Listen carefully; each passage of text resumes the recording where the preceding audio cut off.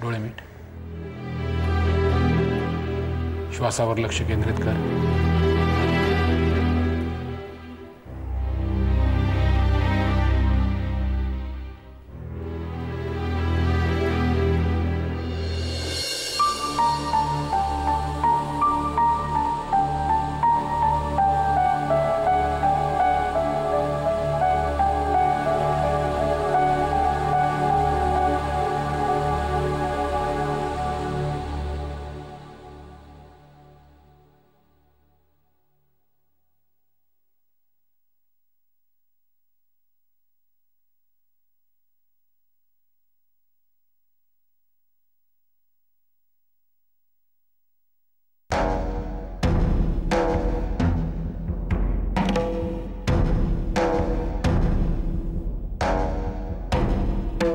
आम्हाला आपल्याशी थोडं महत्त्वाचं बोलायचं होतं।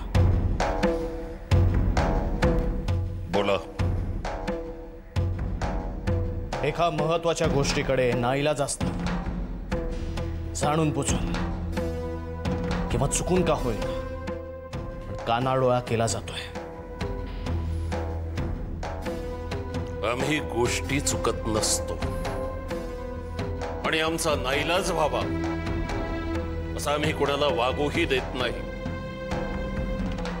मग राहिली एक गोष्ट, मुद्द्याचं बोला। पालघरच्या सावकाराला आपल्या घरचे दागिने विकले कोणी?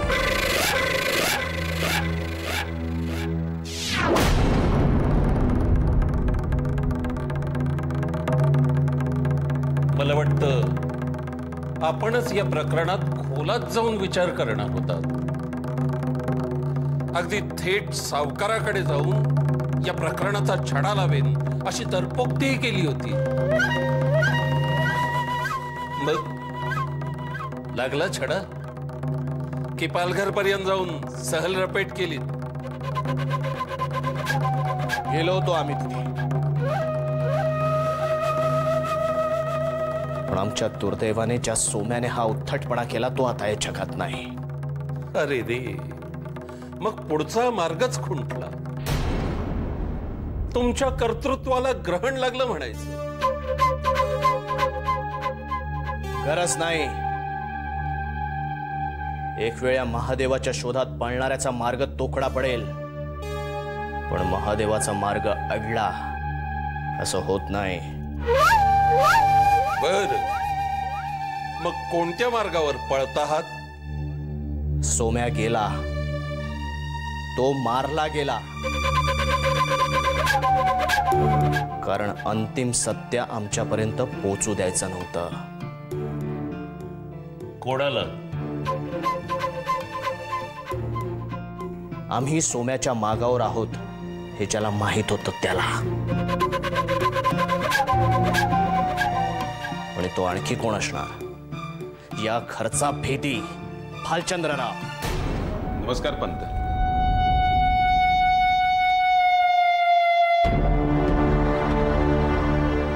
पंत, तुमच्यात काय बोलणं चाललंय हे मी विचारणार नाही। याचं कारण काही गोष्टी माझ्या कानावरही पडल्यात। महादेवराव, आपल्या एखाद्या विषयी पूर्वग्रह दूषित मत पडलं की तेच मत आपल्या डोक्यात कायम राहतं। आमची मतं निरीक्षणांती आणि विचारांती बनतात, आणि आमचं हे मत सुद्धा आम्ही विचार करूनच मांडलंय। तुम्हीच सोम्याला घरचे दागिने दिलेत।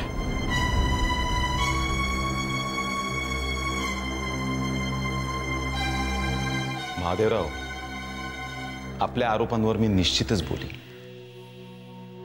पण त्याआधी पंत, हा आपला बटवा आणि ही अंगठी काल आपण बसला होता तेव्हा विसरला होता। हे बरं झालं तुमचं लक्ष गेलं। या घरात डोळे सगळ्यांनाच आहेत, पण हवं ते दिसणारं कमी आहे। मला वाटतं महादेवरावांच्या शंकेचं निरसन आधी करणं गरजेचं आहे।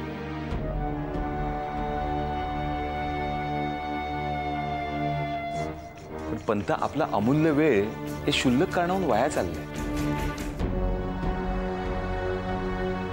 आपण म्हणत असाल तर या विषयावरती मी यांच्याशी नंतर बोलतो. नाही, जे काही बोलायचं असेल ते इथेच अण्णांसमक्ष. बर पंत, मी आपल्याला आधीच सांगितलं होतं, शेवटी सरड्याची धाव ही कुंपणापर्यंतच असते. मी तर काय फक्त पंचक्रोशीपर्यंतच जाते. पालघरला जायला वेळ असतो कोणाला? उलट पालघरला जाणं आपलंच जास्त आहे. हाच आरोप मी आपल्यावर केला तर? भालचंद्रराव, तोंड सांभाळून बोला.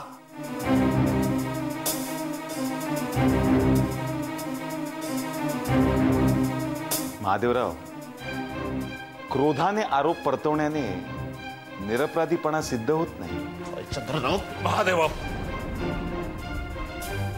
हे आमच्यावर आरोप करतायत आणि तुम्ही गप्प राहताय. आरोप तुम्ही केले, पण आमचे आरोप खरे आहेत. मग आमचे आरोप खोटे ठरवून दाखवा.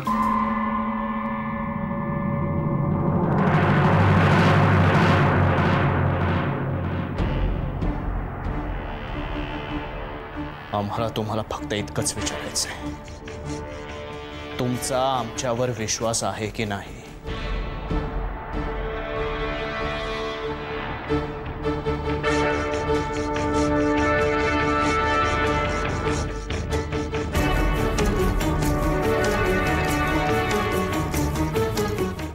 ना तुमचं मौन शब्दापेक्षा जास्त बोलतंय. मुलगा आणि जावई याच्यात तुम्ही काही फरक करत नाही आहात. महादेवा, तुमच्या वागणुकीवरून कधी कधी आम्हाला भालचंद्र जावई म्हणून अधिक जवळचे वाटतं. नातं रक्ताचं नसलं तरी त्यांच्या जबाबदारपणा अधिक आहे. घरचा कारभार, शेतीवाडी हे ते स्वतः सांभाळतात. महत्वाचं म्हणजे पारदर्शकपण.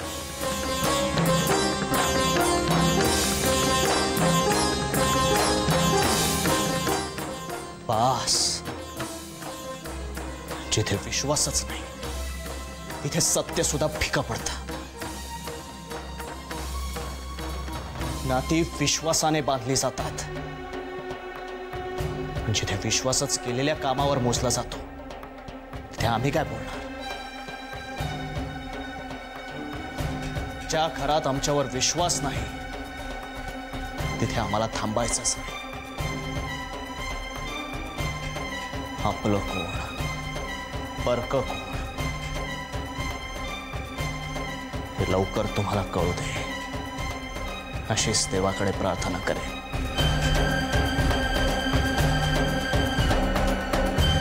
महादेवराव, महादेवराव,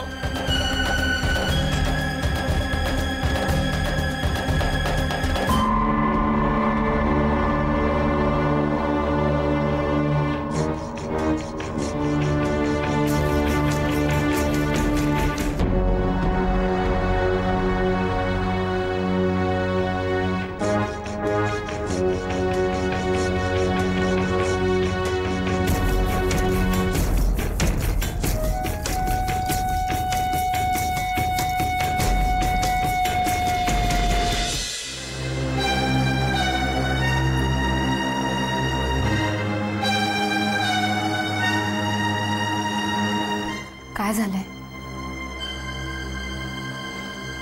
आता आम्हाला या वाड्यात राहण्यात अजिबात स्वारस्य नाहीये.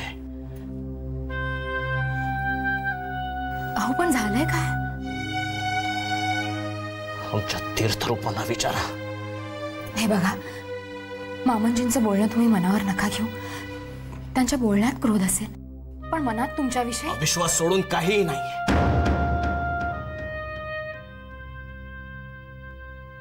असं कोणी सांगितलंय? आत्ताच अनुभवून आलो होतो मी, आणि म्हणूनच पुन्हा जायचं ठरवलंय. कुठे? बाहेर गावी. तसंही जाणं होणारच होतं आमचं. म्हटलं तर तीर्थरूपांचं बोलणं त्याला निमित्त ठरलं. आणि माझं काय?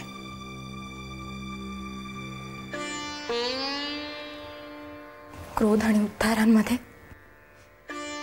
आमचा विचार नाहीच ना. तुम्ही जाता आणि आम्ही बसतो तुमच्या वाटेकडे डोळे लावून.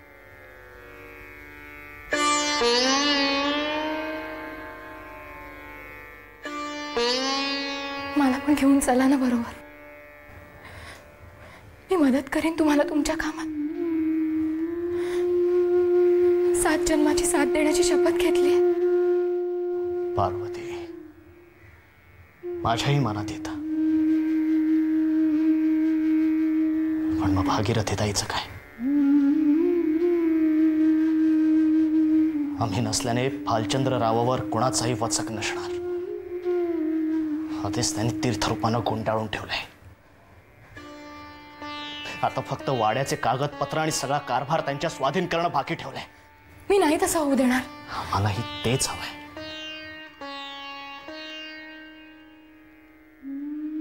म्हणून तुला बरोबर घेऊन जाण्याचा विचारही नाही करत. वाड्याला तुझी गरज आहे पार्वती.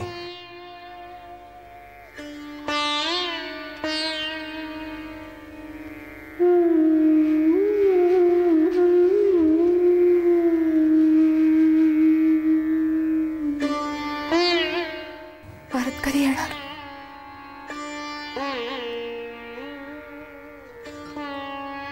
लवकरात लवकर. पण शब्द देतो तुला, आता येऊ ते न जाण्यासाठीच. आणि जर गेलोच तर तुलाही बरोबर घेऊन जाईन.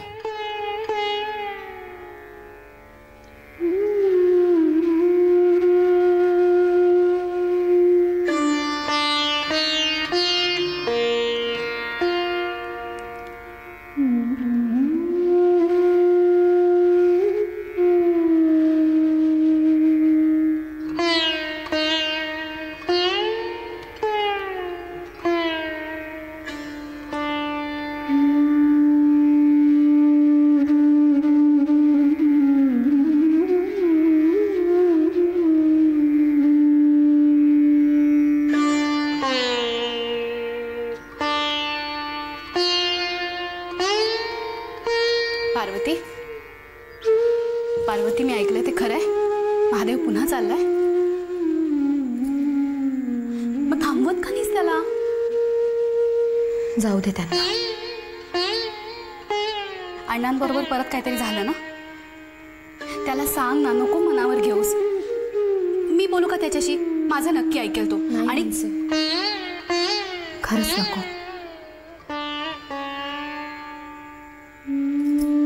पार्वती, माझं ऐक. तूही जा त्याच्याबरोबर. निदान तू तरी सुखी होशील.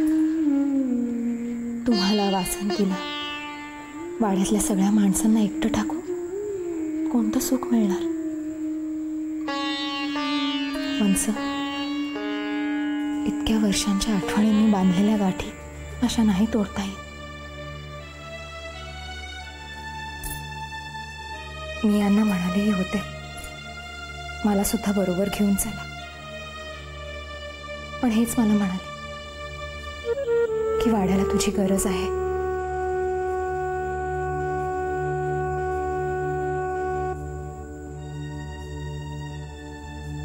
नशीबवान आहेस पार्वती. महादेवासारखा नवरा मिळाला तुला. लाखात एक आहे तो.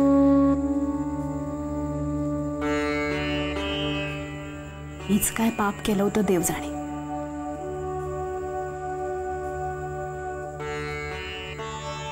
महादेव जातोय ना, त्याची मला यासाठी भीती वाटते की वाड्याची जबाबदारीच बेजबाबदार माणसाच्या हातात जाणार.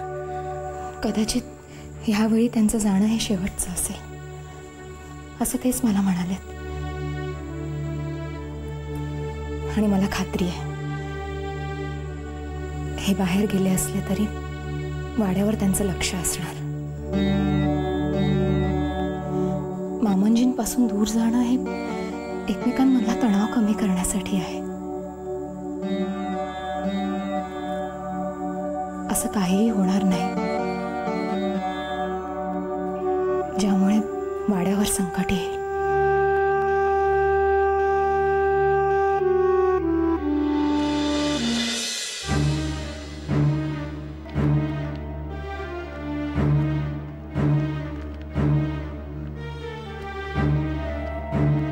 दादा, तुझं जाणं खरंच इतकं गरजेचं आहे का?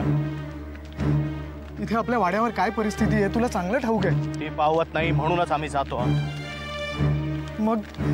मग मीही येतो तुझ्या बरोबर. नाही सदाशिव, तू इथेच थांब आणि वाड्याकडे लक्ष ठेव. दादा, भालचंद्रचं बेताल वागणं मलाही सहन नाही होत. माझाही संताप होतो. आपल्या वाड्यावरची ही परिस्थिती माझ्याच्यानेही नाही पाहूत दादा. हो ना, मग ती आधी बदलण्याचा प्रयत्न कर. आम्ही वाड्यावर नाही आहोत. तू पण वाड्यावर नसशील तर भालचंद्राला रान मोकळं मिळेल. दादा, तू थोरला आहेस. जिथे तू काही करू शकला नाहीस तिथे मी काय करू शकणार आहे? चुकतोयस तू सदाशिवा. असा दीनवाणा लेचापेचा होऊ नकोस. आम्ही प्रयत्न केला. पालघरच्या सावकारापासून सोम्यापर्यंत छडा लावण्याचा प्रयत्न केला. पण आमच्या दुर्दैवाने आमच्या निष्कर्षावर आमचे तीर्थरूप विश्वास ठेवायला तयार नाहीत. प्रत्येक बाबतीत आम्हालाच कानफाट्या ठरवल्या त्यांनी. हे सहन होत नाही म्हणूनच आम्ही जातो होतो. पण तुझ्या बाबतीत तसं नाहीये. आमच्या अपरोक्ष वाड्याकडे लक्ष ठेव.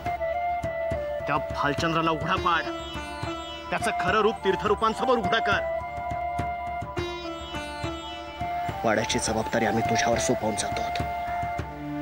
थोरला हो सदाशिवा, जबाबदार हो. मी चुकलो दादा. मी नाही जाणार वाडा सोडून कुठेही. त्या भालचंद्राला मी बेताल वागू नाही देणार. आणि आपल्या भागीरथी ताईच्या डोळ्यात त्या भालचंद्रामुळे कदापि अश्रू येऊ देणार नाही. शाबास सदाशिव, शाबास. काळजी घे दादा.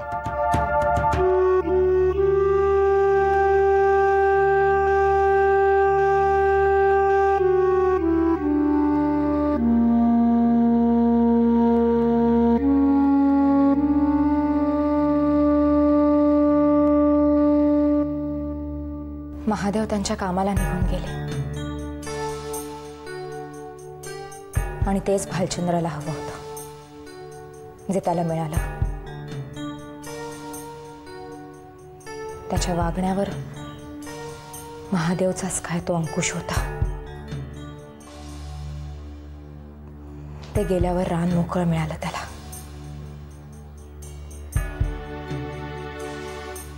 सदाशिव भाऊजींनी सगळी जबाबदारी सांभाळली. महादेव दादांनी मोठं व्हायला सांगितलंय असं म्हणाले ते. महादेव आजोबा गेल्यानंतर भागीरथी आजीची काय अवस्था झाली असेल? तोंड दाबून बुक्क्यांचा मार, दुसरं काय. तिचा भालचंद्रावर अजिबात विश्वास नव्हता.